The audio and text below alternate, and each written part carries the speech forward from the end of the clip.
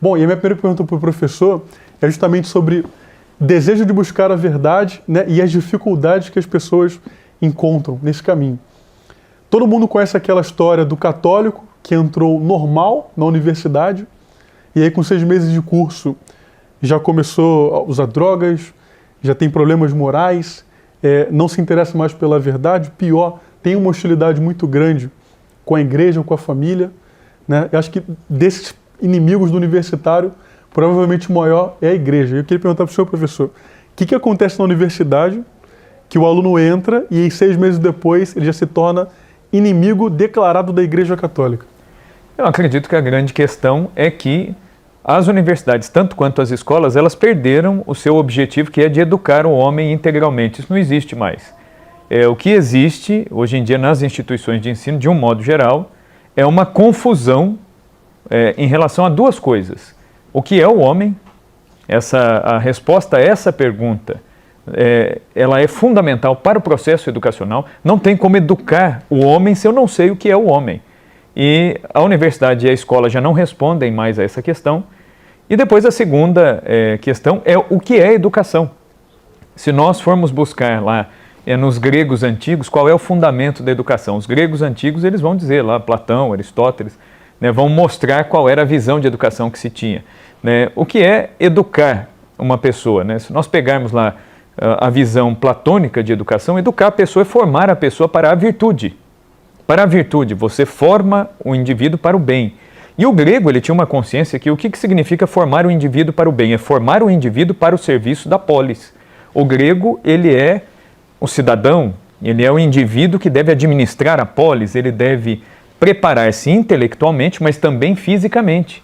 Porque o cidadão, ele vai defender fisicamente, ele é o soldado que vai defender fisicamente a sua cidade, mas ele é também aquela cabeça pensante que vai gerir o que está dentro daquela cidade.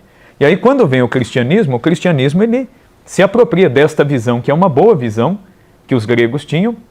Aliás, o cristianismo, diferente das acusações que inclusive na universidade a gente ouve com muita frequência, que o cristianismo ele veio para destruir, acabar com as culturas. Não, o cristianismo o que ele faz?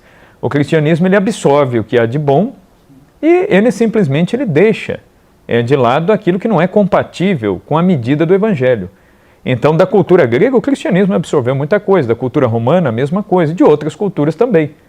O cristianismo ele vai absorver. Então, quando vem o cristianismo, o que o cristianismo faz? Ele faz uma síntese. E essa síntese é que gerou o sistema educacional, né, ocidental, que culminou na criação das universidades na Idade Média pela Igreja, pela ação da Igreja. A primeira universidade criada no mundo foi a Universidade de Bolonha, no fim do século XII. Depois, a segunda universidade fundada no mundo foi a Universidade de Paris, fundada no início do século XIII. E veja que a Igreja era acusada pelos iluministas de ser a grande inimiga da cultura, do conhecimento. Os iluministas vieram com essa história. Só que eles se esquecem, né, que os próprios filósofos iluministas que criaram essa falácia da Igreja como inimiga da ciência, eles estudaram em instituições criadas pela Igreja. O Voltaire foi aluno dos jesuítas, né? O Rousseau foi aluno de colégio de padre. Né? Então, quer dizer, esses sujeitos que criaram esse mito, essa lenda negra da Igreja como inimiga da ciência, como aquela que persegue e tortura cientistas, etc. e tal, eles criaram essa ideia de uma educação mutilada.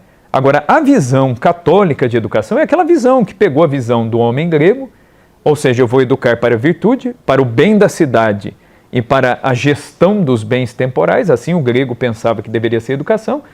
E aí, por exemplo, quando vem um Santo Agostinho, né, lá no início, que falece lá no início do século V, o que Santo Agostinho vai dizer? A verdadeira educação, ela é um árduo processo, de purificação moral para alcançar a verdade.